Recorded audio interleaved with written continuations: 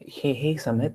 So while we are waiting for the others to join, can you let me know if you have any specific doubts in week 7?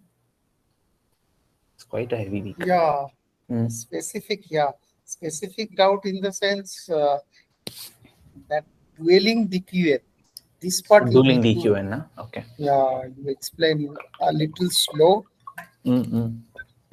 Take me a little slow because I am facing some problem to even understood from the lecture video. Mm-hmm.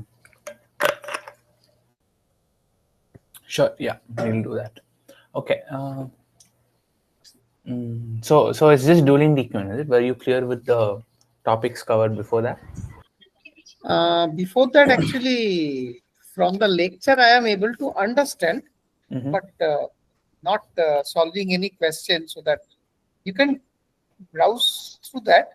But Yeah, I was planning to do major, that if there are bunch more students joining, but we'll wait for like 2-3 more minutes. If anyone joins, perhaps I can do that. If not, I will take up just like specific questions from you and we can okay. stop it there. Okay. All right.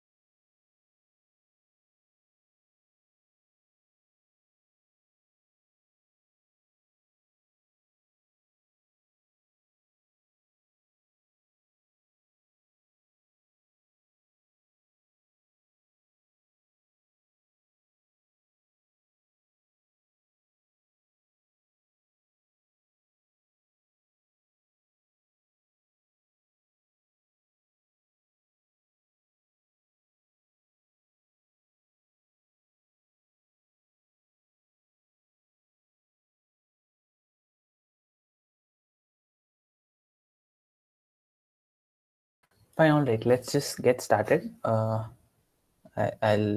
start with directly from the dueling DQN slides itself. Let me just join the meet.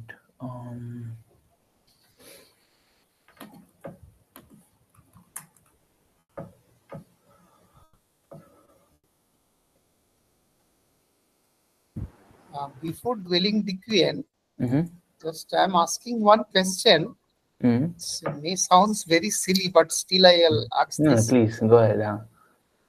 If you can go to gradient descent part and open that equation, loss function, theta Yeah. plus r alpha delta theta. Okay, There that I Taylor have just series one. part, right? Yeah, sure. Yeah, then give me 1 second. I'll get those slides as well.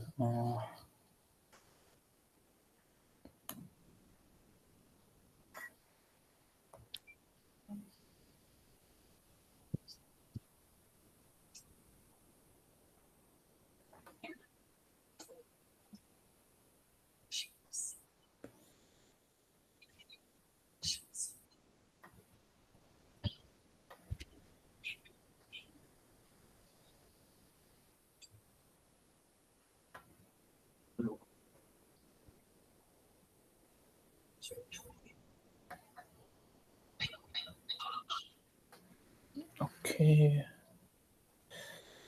So first Taylor series, right? 1 second.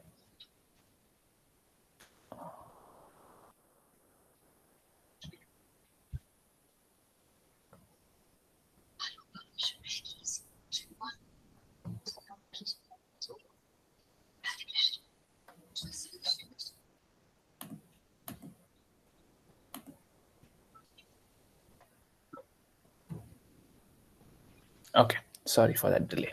Great. So we are here.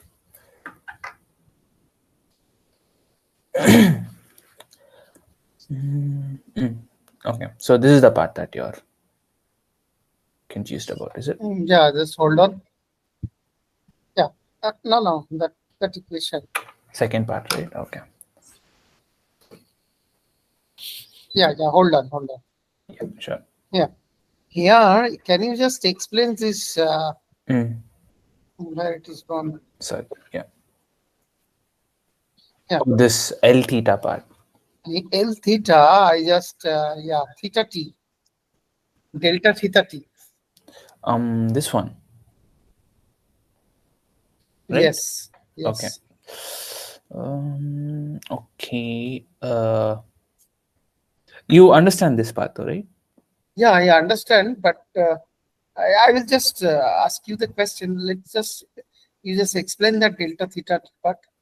Sure. Yeah, yeah. So I'll do that. But my question is, the first equation is clear, right? Because the second one is easy to generalize from the first.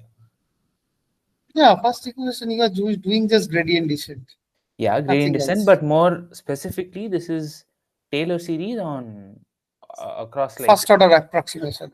yeah, but like first order approximation, but it's not in the multivariate sense. It is in the univariate sense. That's what this is.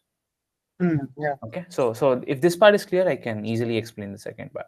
Okay. Yeah. So I'll show you. Let me actually zoom in properly. So what is this? Yeah, let me. Okay. F of x theta, sorry, x naught, right?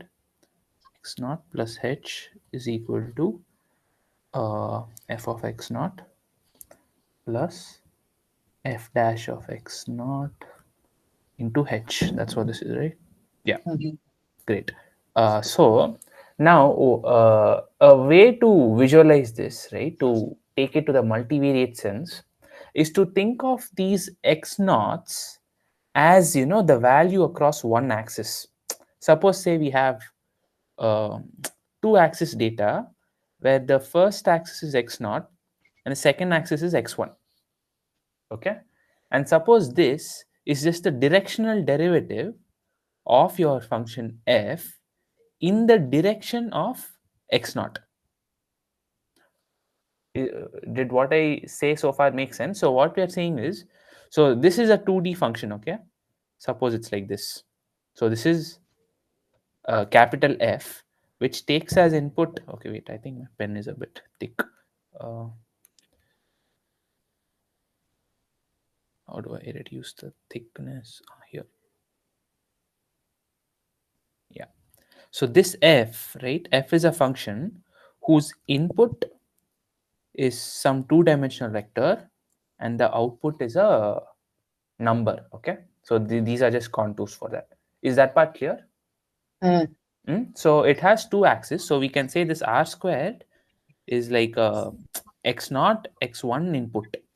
Okay, so what is the direction of x naught? X naught would just be the first basis. So this is 1 0, that is the direction, and x1, right, is this direction, correct? Yeah. Yeah. So this is kind of essentially what we are doing now. This this f of x naught plus h, right, this is just the projection of your capital F function along the direction of x naught. That's what this is. So in other words, we are finding the directional derivative. That is the derivative. So in other words, uh, this part is equivalent to, how can I say this? The directional derivative of f with respect to the direction x naught, or x naught, which is actually equal to just 1 0. So that's what we're doing. Okay. Okay. And that is essentially this again. Yeah. So we have that. So now the idea here is that let's do this on all the possible directions. Okay, so now that I have this, let me rewrite this for x1. Okay, f of x1 plus, okay, let me call this h0 and h1. So h0 in the vector sense is basically like, h0 like this, and this h1 is like 0h. So that's where it is varying. So instead of seeing it as vectors, we are looking at it component wise. Okay, we'll very soon put it in a vector form, which is what the second equation is. All right, so if I write this, then I have this to be f of x1 plus this is h naught plus f dash of x1 into h1. So I have this, right? Now suppose I want to actually write it in the form of a vector itself, right? So if I want to do that, so here, so what is the difference in this expression? By how much are we changing x naught by? H0. H naught, right? Mm. H naught is the difference vector. Similarly, we are changing x1 by h1, which is the difference vector. In other words, let me just say, like the difference only along that direction. This difference can be captured in a difference vector. I'll call it delta. Okay, delta I can write it as h naught plus and h1. Okay, whereas my initial point, where I'm actually starting my Taylor series expansion from, is x naught and x1, right? Let me call this theta. Okay, theta is equal to this. Okay, since I'm changing theta, I will call this delta theta. Clear so far? Mm. So theta is some point x naught and x1. Delta theta is the small difference. So this h naught and h1 is quite small. So how much difference am I doing along the x naught direction? So I'm using the variables interchangeably. Here it's just a value, but here x naught actually represents a direction here. Okay, so I'm saying by how much am I changing the first component, and by how much I'm changing the second component. So this is my difference vector. Clear so far? Mm. Okay, and now what we are interested in is capital F of theta plus delta theta, right? Mm. Would you, this is the same thing as f of x naught plus, or rather is approximately equal to, okay fine, no, let me just say equal to, then come back. This is equal to f of, these are approximately equal to, this is more of an MLF lecture than an RL lecture. I'm sorry if I'm making any mistakes, but yeah, so this is f of x naught plus h naught, and then, so okay, should actually say something like this: first component, second component, and 1 1 2 2 f2 of x1 plus h1. So this is essentially what my small f functions are. I've just done it as a component wise breakdown, number one. So this is absolute equality, okay? And then I put the univariate Taylor series expansions here from this one, right? These are my univariate expansions. So this is approximately equal to f1 f1 of x naught plus this thing f1 dash of x naught dot h naught f2 x1 plus f2 1 dash dot h1. Still fine, right? We've just substituted equations. Also clear Yeah. so far? Yeah. Mm. Now the final step would just be this. This above thing is just equal to capital F of theta, right? So that is this part. Uh, Let me write it in a different color. So this part, I can write it as capital F of theta, hmm, and then a different color plus this part. I can I can write this as the dot product, hmm, of capital F of theta dot delta theta. So you can see this. Okay, it's not the dot. No, wait, I've done something wrong. Um, theta, theta. Okay. Oh no, no, this should actually be a. Sorry, here this is wrong. Capital F of theta plus. This should be the output is a number. Um,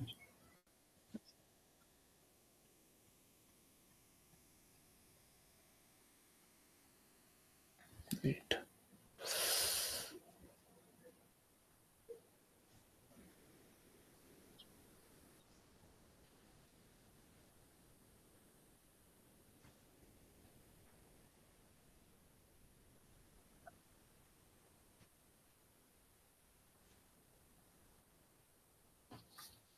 So I just give me 2 minutes. I'm just Yeah, yeah. trying to make sense of what I've written here. Del theta is there. Uh, Normal theta, fine. If theta plus del theta.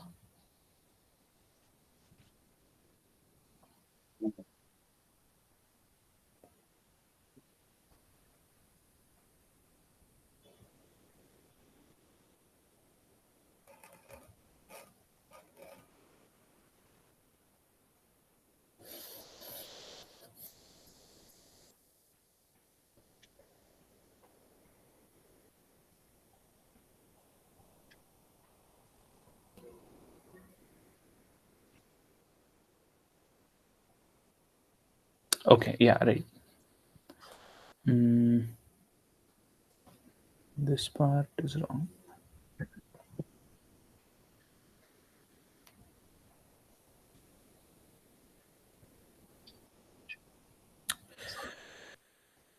Yeah, so okay, how do I say this? So I'm at theta, need to take the derivatives across all the directions and then add them up is the idea. So see, yeah. So suppose uh, yeah, suppose this is my theta, all right. So this theta is some two-dimensional vector. So yeah, I should really start using different variables, I guess. Let me say this is AB, okay? Yeah. So say this coordinate is AB, okay? And suppose I want the derivative on say this direction, and that direction is indicated by h naught and h1, okay? And this is theta. This is equal to uh, del theta, right? And now what I do is the following. Uh, Now I already know this value, right? Uh, and I want to approximate it using the Taylor series. So the normal value, if del theta is 0, this is just f of theta, okay? So that part is clear.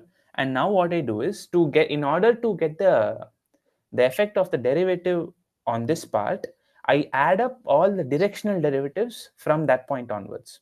All the directional derivatives in the sense I take some basis such that it spans the entire space. So here, if we can just take the normal basis as x naught and x1. Hmm? So along the direction of x naught, we have h naught. Along the direction of x1, we have h1, right? So what we do is the following. We need to do plus we have so along the derivative along the direction of x naught, which is the f1 part, we do this, we do h naught into f dash of x naught plus h1 times f dash of x1. This is kind of a generalization of just the top part. So here, since this is univariate, right, since this is univariate, you only have one of these. But since now we are looking at it as the two-dimensional case, or more generally the multi-dimensional case, we have two summation terms here, Mhm. right? And now we can write this as a dot product f of theta plus you can write this as h naught h1 dot this thing, right? This vector. So let me write this first. F dash of x naught f dash of x1, right? This is nothing but your partial derivative vector grad f at theta. That's what this is. This is just the collection of partial derivatives across Mm. each direction, right? Hmm. So I can write this as this is the dot product, right? And this, what is this? This is just, what is h naught h1? This one. The direction. Yeah, del theta, right? The direction in which we are interested of the value of the derivative. So therefore, now this is a dot product, right? So we can write f theta plus del theta transpose grad f theta. Yeah, I think now it should be correct. Yeah, yeah, gradient anyways with respect to theta. That's the main Now my concept. question is, yes, Huh. now it is correct. Mm. This is the standard gradient descent with single variate or multivariate. We did a lot of time. There will be Yeah, no issue. there is nothing new here. This is Nothing just new a, here. yeah. This is a Taylor series approximation in the Yeah. for The the only multi-dimensional question case. is, Mm. the only question is Mm. what we did uh, when we are basically taking this derivative, we try to descend into the opposite direction of our indicating gradient, right? To come to the See, the objective is to reduce the loss function, right? reduce the loss Gradient factor. descent. Therefore, you need to travel at the direction of the steepest Opposite descent, stipend descents. which is So the exact opposite of the direction of the steepest ascent, which is what the gradient at that vector gives you. So yeah. correct. Mm. That means this delta theta t, Mhm. hmm, this delta theta t either will be +1 or -1, right? Um, no. Why would it be plus one or Because minus one? because you already captured the value of actual gradient, that with the grad of f theta. You already captured that. Okay. Yeah, no, this is the gradient of the function. Yes. Yeah. By introducing this new term, because I have first time I am seeing this thing, but it is having no value other than +1 or -1. No, see, del del theta t is just the difference which you're interested in, right? So this is not just like plus one or minus one. Generally, when you talk about directional derivatives, this is any vector that has norm one. So if you're in two dimensions, this is a vector whose radius is one. So it can be any Hmm. vector. It can be this. It can be this. It can be this. All these are valid directions for theta, and you're interested along which and you're interested in the derivative uh, along any one of these directions is the question. And the further question that you can put here is, among all possible directions, so these are all my directions del theta that I can choose, right? We are interested in the question which del theta actually results in the smallest loss, or rather the largest loss, right? The largest reduction in the loss function, right? So we are interested in that theta, and that can be That shown. thing, that Hmm, is you already captured for the so grad of f theta. yeah, so that is something different. See, this is actually the directional derivative. That's what No, I'm trying to say. direction means only two direction. Only two thing is possible. If you are in the Along the means gradient or opposite the gradient? opposite the gradient, means Okay. whatever value I got, I either multiply with +1 or -1. Mm-hmm. Correct? That Yeah. correct So the which what? movement I should move. Alpha you forgot.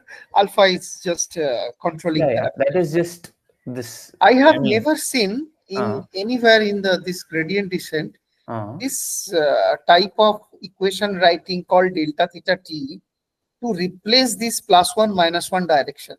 Why it is being here? What is the this thing? This part is not clear to me. Otherwise, this is just a no, no, normal no, no. gradient See, descent. see. This is not gradient descent. We are not talking about gradient. See, this is what this is saying. This is not gradient descent yet. I hope this is the linear approximation No, of no. your function Yes, around theta. that is correct. That we are doing the function approximation. See, After I have the function, you are just cutting the Taylor series with the first order, second order, third order as per your wish. That the equation you are writing here. But yes. even in the normal standard Taylor series, I Mm-hmm. have not seen this delta theta t term in the Taylor series. That I think Grad is grad f theta is there. but I have not seen this delta theta t. No, no, it should be that. Let's see.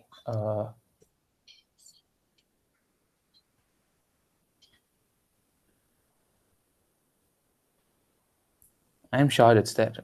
Taylor multivariate Taylor series.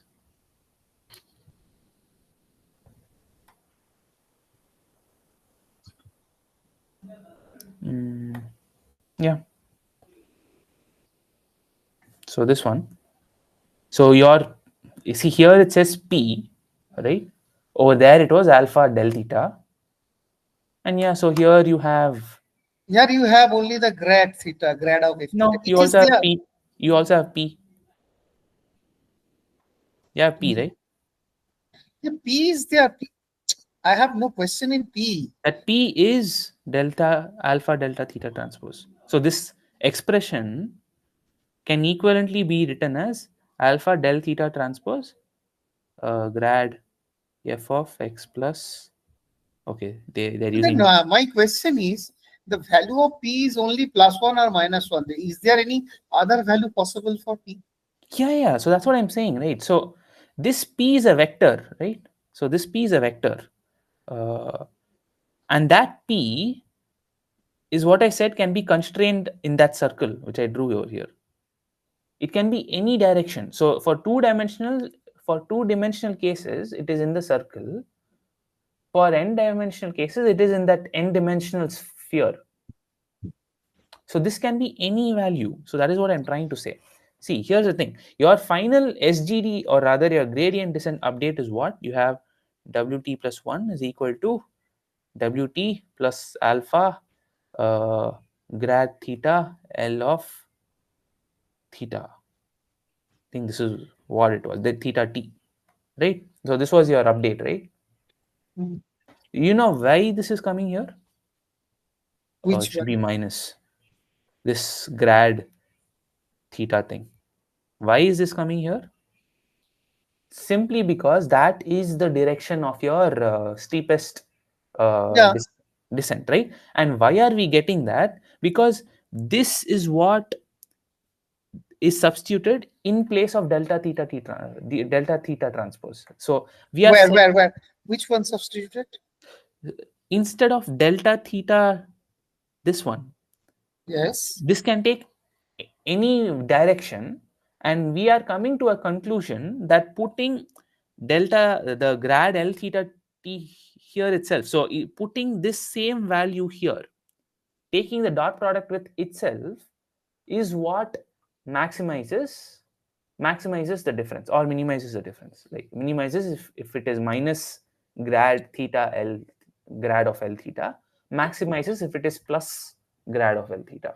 We That is always do that, na? We always do the maximization maximization or when, minimize. yeah, maximize is plus grad theta L theta, minimize is minus grad theta L theta. It's not +1 or -1. So No, in I have descent, a difficulties in understanding the mhm, equation you have written for the gradient descent update rule. mhm, Wt plus 1 is equal to Wt minus alpha of your grad of L theta, right? mm. The above equation exactly same, where this -1 is coming from the delta theta t.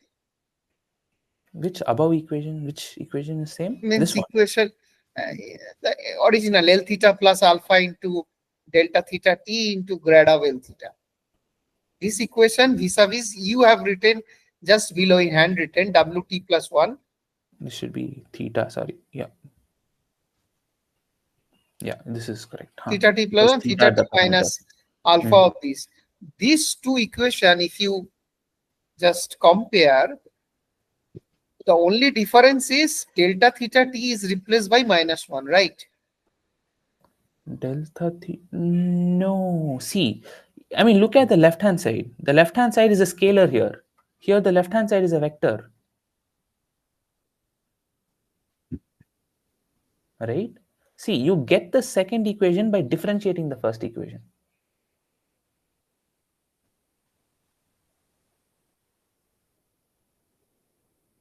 Okay, just okay. let us. Do you have means have Dissociate. any problems? Or problem means um, question where solving that question I can able to understand this delta theta t in this chapter. If you have, I can Um, solve that. Then because I have a difficulties in understanding what other value can this delta theta t take practically. I want to see that. okay, I would point you to the MLF lectures. See, I'll show you. Wait, let me stop presenting here. Yeah, I have been, I think I was not prepared enough to take this kind of directional derivative questions. I will definitely perhaps do another session. But yeah, let me present my screen here.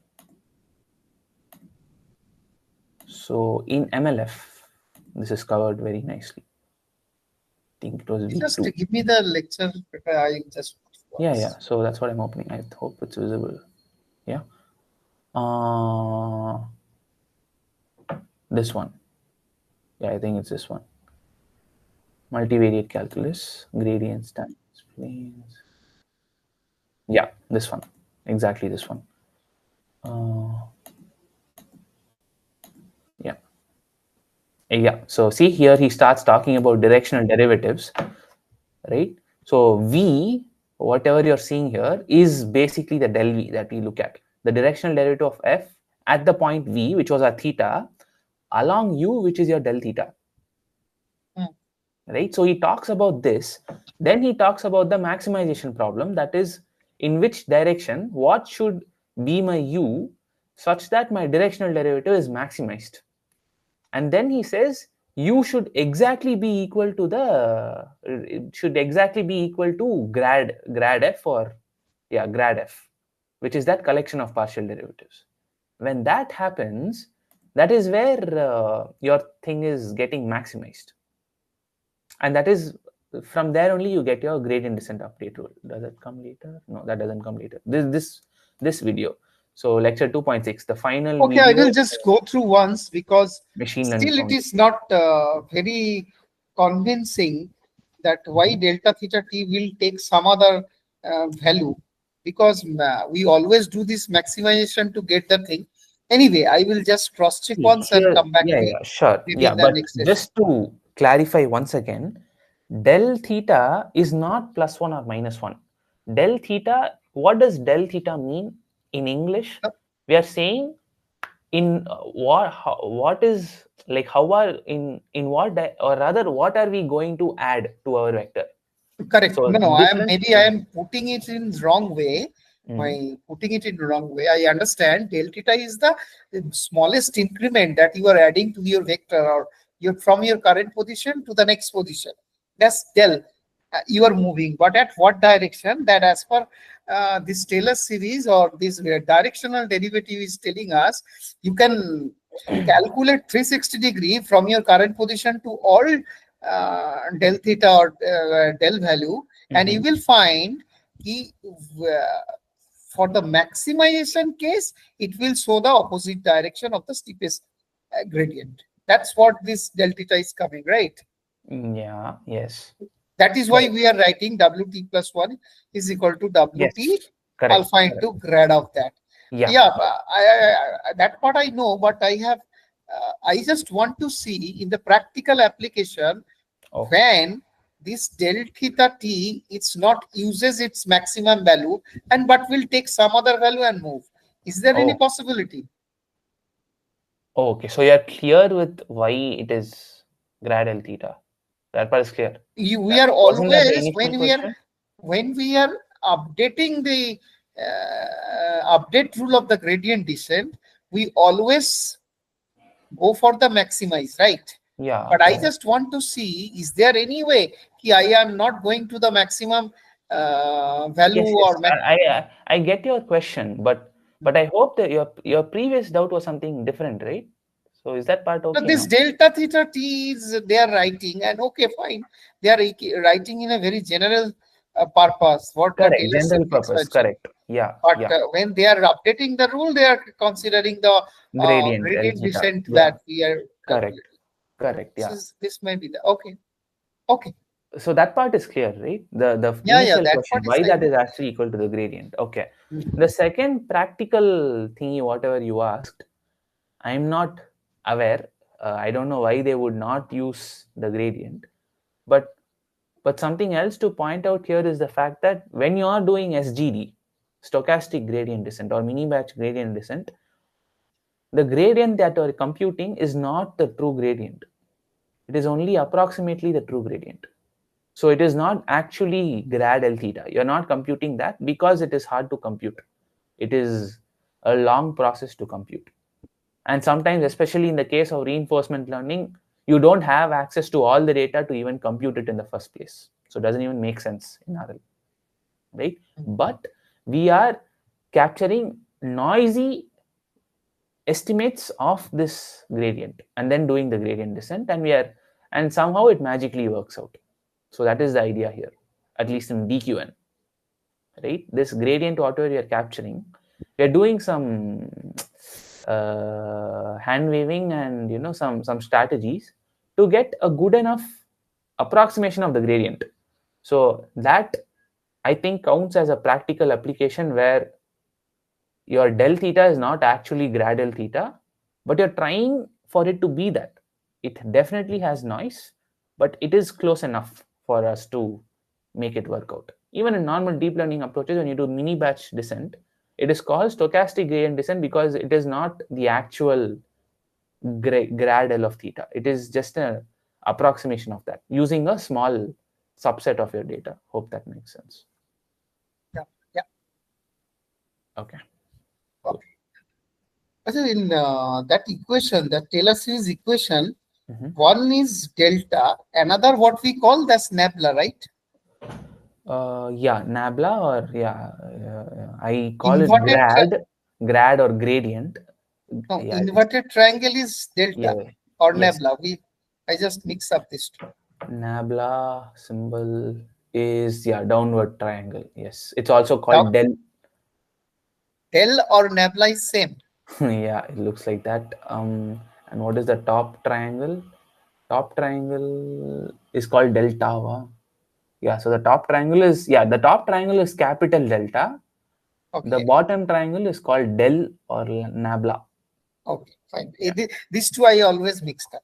Yeah, yeah, same. Okay, Even I didn't know. I had to look it up. But yeah, I if I'm right, I think this bottom triangle is also called as grad or the gradient vector per se. So I also tend to call it as grad f or grad L because it's an operator. It is the gradient operator, right? So your input is a function and a point, and your output is a vector. So in the operator sense, it is the gradient operator. So it sometimes is called grad. So yeah. sure. Okay. All right. Any other doubts? That dueling decay. Yeah, dueling DQN. Present my screen again 1 second. Yeah, the idea in dueling DQN though is just to make your network a bit more efficient. When you have environments that are specific environments where the action values are not important in many states, but only in some states. Do you remember the example sir showed in the lectures? Yeah, we are out here only. That one games that Yeah, so this is the enduro example. It's important to understand this. Basically, suppose let me just draw a bad drawing in trying to indicate what I'm saying. Suppose my car is here, right? And suppose there's an obstacle here. Hmm? mm, Let me increase thickness. yeah, it's visible. It's visible. Yeah.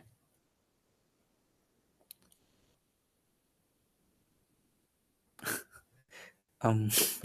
Yeah. Uh, yeah. So you have a car and you have an obstacle here. Okay. Take this situation and compare it with this situation.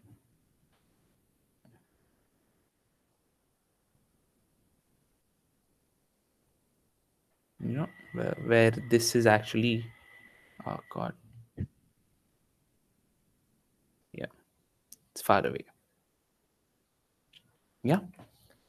So here, what should my optimal action be? So suppose I only have two actions, okay? Go up or go down, like steer left or steer right, basically. And here also I have the same actions. Uh, so say I'm estimating Q values for both of these actions. Which one do you think should have high in the first case? Like we'll assume that we don't want our car to hit the barrier. Okay.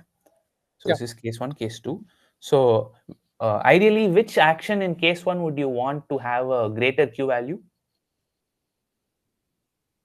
either up or down, No, either up. Yeah, which one? maybe down. Down, right? No, not maybe. It is actually down. You It want, you is don't down. want to make the car get out of the lane. You Lane, don't so want to it is stay down. there also. You have to go down. So down is the preferred action here. Now let's come to case two. What would you prefer? Okay, let's actually put this in the middle also. Yeah. I will go straight.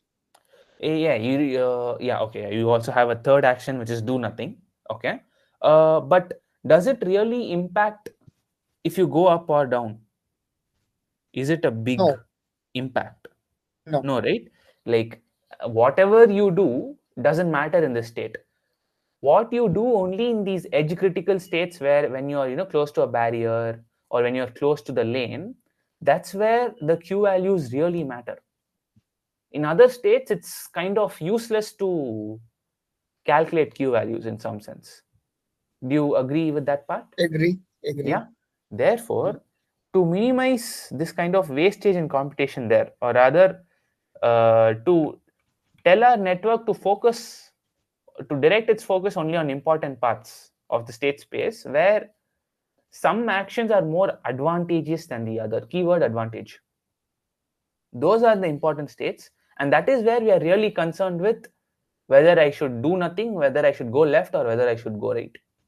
So that is the problem. In DQN, we did not do that. In DQN, we try to estimate Q values for every state. Here, the way we are doing it is we are decoupling our Q network as a normal initial base value plus an advantage value. So see, let me read the motivation also. So sometimes it is not necessary to estimate the value of each action, as we just saw, right? In the dueling architecture, what happens is so okay, now this is specific to this game. Yeah, inbound cars and so on. So whenever there is a barrier, or in this case, the barriers are other cars on the road. Only when you have those inbound cars approaching your like the player car, that is when you want to discern between which Q value is best, which action is best. In other states, you don't really want to care about it, right? So that's where you come up with this sort of break of your Q values as both your as a value function Vs plus your advantage function ASA. So we are writing our Q function. Where is that? Yeah, that's not. Yeah. We are writing our Q function here as the value function plus the advantage function. So that is what we are doing here. And since you have an advantage, so this value function is, you can think of this as like the mean, or rather, yeah, that is the value function. But then for if you take action a1, you have one particular advantage associated with it. If you take action a2, you have another particular advantage associated with it, right? So that is the framework. So in construction, I hope the motivation is clear, right, so far? Yeah, Yeah. Now, how would you construct this is the following. So you have some neural network, say you have some state thing, then you have a bunch of layers, all this thing is happening. Um, and then you're at a final layer. You're at this layer, and now ideally in DQN, say suppose we only have two actions, it will be like this. Yeah. So this will be a DQN, correct? Hmm. Whereas what we will do, okay, so these are q values, right? So what we'll do instead is we will have one value computation. So this is one node which computes the value, right? Then we'll again have how many ever actions we have, right? Yeah. Uh, Here we'll have actions. Suppose there were two actions. So this is my advantage layer. Okay. Then it comes here, it comes here, and then we'll aggregate this. You add this one, you add these. So this addition over here, so we are taking our value function and we are adding it to the advantage layer, and we'll again get two nodes like this. So this goes here, this goes there. This layer, there is no learning happening. In this layer, we are just saying it's kind of like this. So you have, yeah, you have this, right? So here this weight is just one for the value, and for the advantage, yeah, you'll also have like a bias neuron here. The advantage, this will also just be 1 1, and this bias would just be either that max advantage or average advantage. Yeah, so he's written here, right? So this bias is either negative of max as comma a, or 1 by a, or I'll just write mean over a. This is max over a, mean of as comma a. So the idea is, instead of simply spitting out, so here, instead of simply spitting out the action value, the q value for a1 and q value of a2, we'll rather estimate v of s. So this is just v of s. There's no vs comma a1, vs comma a2. That is the q value. So we'll find v of s, which is the value function, and then we'll estimate this advantage function, which is as comma a1, as comma a2, and then we'll combine these two in a deterministic way. So these weights, right? So these weights and this thing, we will not update. Will not update when we are doing back propagation, right? So these weights are frozen. Only these parts of your networks is updated in your dueling architecture. Because of this Okay. motivation saying we are only interested in the advantages, we are not interested in anything else. So this, in a sense, this has been shown for environments that are like this to converge faster and to converge in a more stable manner. But yeah, that is the idea behind dueling.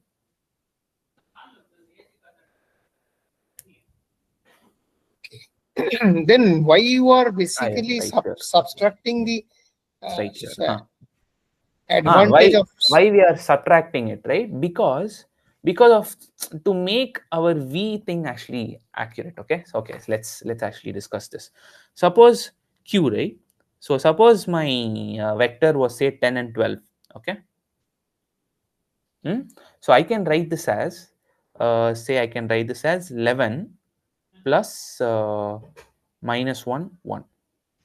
So this is one way to write it. By 11, this is just saying 11 plus, I hope you know, so like how we do in NumPy, right? This would just be minus 1 plus 11, 1 plus 11 is equal to 10, 12. what This you are part is writing clear, right? actually is not coming.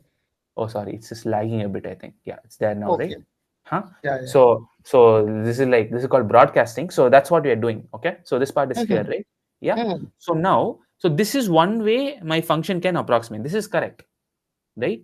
But an totally okay and another way is me saying 9 plus 1 and 3. This is also equal to 10, 12, right? Mhm. This is also correct. Mhm. Would you agree? Yep. So this case is like we kind of have over parameterized this, which is leading to multiple solutions. To constrain that, there are two ways. One is actually scaling down this vector, okay, or rather not scaling down, but take the difference so that the maximum element of this vector is 0. So now we are saying, instead of doing this, whatever vector you give me, say this is xy, okay, I will subtract max of xy, x comma y from this. So when I do that, this can either be one of the following. This can either be 0 y minus x, or x minus y 0. Since I'm subtracting the max, y minus x is less than 0, less than or equal to 0, or x minus y is less than or equal to 0. Agreed? Yeah, or both can be negative. No, both cannot be negative. One of them will be 0. So this is if you are saying max. Okay. Uh, Right? Whereas, so this is one way you can constrain it. So you cannot have 11 plus minus 1, 1. The only way you can have it is the following. You can have, you can only have this, I think, 12 plus minus 2, 0. This is the only possible way you can write it when you use the max framework. Okay. Right, right. Similarly, if you are using the average framework, in average, you are saying whatever advantage vector we are spitting out, the average of those values is 0. If that is the case, the only way we can write it is this. Because the average of minus 1 and 1 is 0, right? If you say 12 plus minus 2, 0, the average of this is actually minus 1. So I'll actually remove it from that, which will give me, so if I'll remove the average from this, I'll have minus 2, 0, minus negative 1, and that will just give me minus 1, 1. Right. So by using any one of these approaches, you are constraining, like there is a fixed true value. There is not multiple correct solutions. So that is why we kind of use this kind of normalization to, yeah, so see this, it's called unidentifiability. So to remove that, to make it identifiable, like this is supposed to be this way only, it cannot be any other way. To do that, we kind of do this shift in the advantage function so that both are unique. So that is the way. Yeah, whatever I drew here, it's quite disgusting, but this is the correct way. See, so they have the as comma a estimates, they have the value function, and then they aggregate this. So this green part is fixed. You are not changing. You will not do like it will go through that in the back pass, but you will not be updating these parameters. These are fixed to do either the max computation or the average computation. Yeah. So that is the dueling architecture.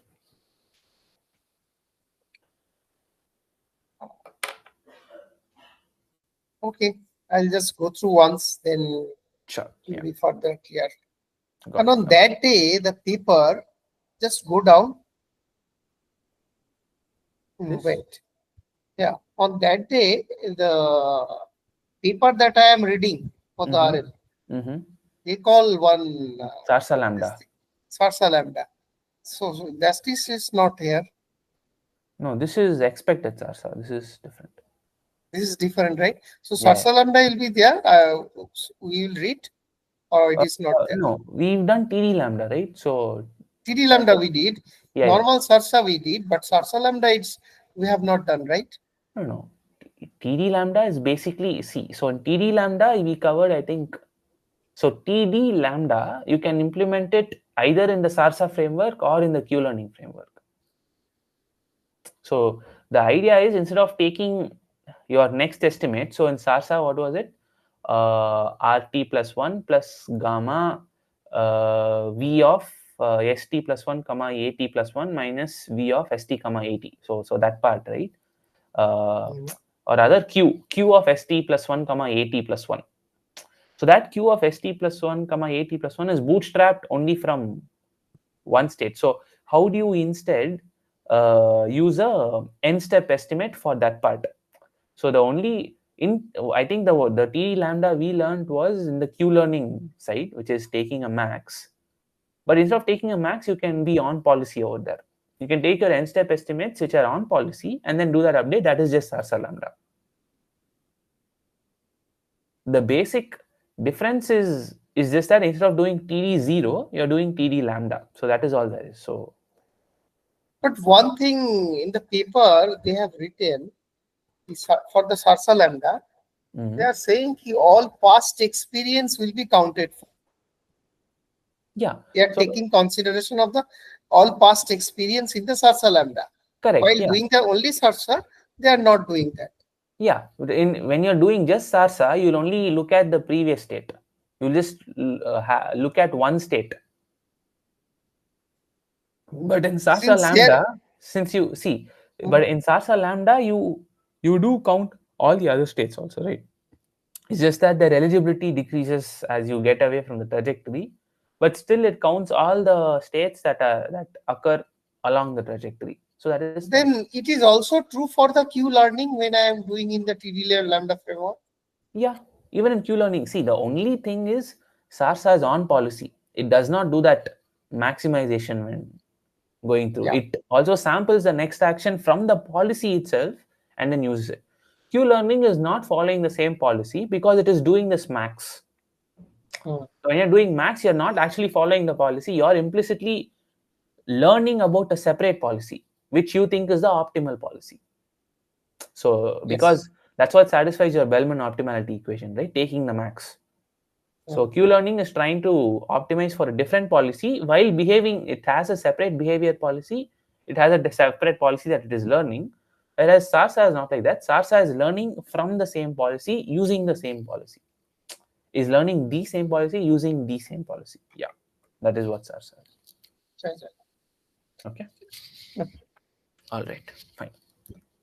Right. It is 8 p.m. I'll see you in the next week session. Okay, next week means And there next is week. a paper session and then the week 8 session. This week paper session, I don't know whether I am present or not. I mean, I'll be present or not. But next Saturday we will have the regular session, right? Yeah, we'll have week 8, I think. Yeah, should be week 8. Yeah.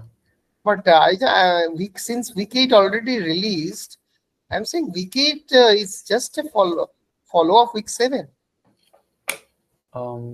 because Let me only 3 lectures are there. let me just have a look. That is reinforced, right? Policy gradient algorithm, reinforce, and policy gradient theorem. That's all. And you're saying that's a continuation of week 7? No, no, not continuation. Yes, it is It is actually quite different because quite different. Yeah. for the past 7 weeks, we've been looking at value-based methods. But in week 7, we are suddenly looking at a policy-based approach. So it is actually a huge Okay. shift in the course. So we are directly looking at how to take a parameterized policy, how to directly find the policy, and while skipping all this, intermediary value function. Forget Q learning, forget SARSA. I am just going to find the policy by using gradient descent, which is a powerful idea. And I would not say it's a continuation. It's a completely different topic. So yeah, week 10 is actually a continuation of week 8. Week 9 is a break week. That's where it continues from this onwards. But week 8 is a very important week. We have to go through that in detail. Yeah. Even week 7 is quite heavy. Yes. See, now that you finished week 7, you can start doing your own RL projects. You can take some game. You can implement. Now you have everything you need to start, writing deep neural networks, start coding replay buffers and so on. In fact, we are planning to release a series on that, on how to do it from scratch. But yeah, you are ready to start doing all those things now. Actually, in the very beginning of the course, I had a discussion with Swarnim sir. He only by going through this lecture and week-wise content and exam, this is necessary, one part. But I always prefer to learn by doing some experiment. This Yeah, is that's the best way to learn too. no, and I don't say this is the best way or this is the way others should do, but Mhm. I preferred